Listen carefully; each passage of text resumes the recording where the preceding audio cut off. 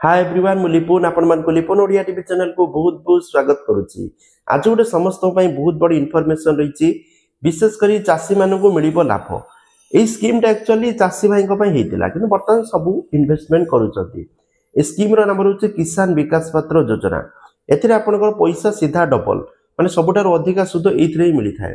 एटा post office रो गोटे रोचे scheme एथिरे 7.5% इंटरेस्ट आपनको मिलिबो जोड़ा बहुत अधिका अच्छे ठीक अच्छे माने 115 मासरे आपनकर पैसा टी डबल हो 9 वर्ष 7 मासरे आपनकर पैसा डबल ठीक अच्छे। तो ए स्कीम रे फास्ट एटा किसान विकास पत्र हितला जेतु चाषी भाई हितला किंतु वर्तमान समस्त एथरे इन्वेस्टमेंट करूचंती। मिनिमम आपण 1000 टका रु स्टार्ट करि परिबे।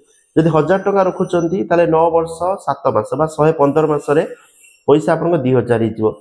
जदि आपण 10 लाख टका रखुचंती तो से भाव 9 वर्ष 7 मासरे डबल होगी 10 लाख 20 लाख हो 20 लाख 40 लाख हो ठीक अच्छे।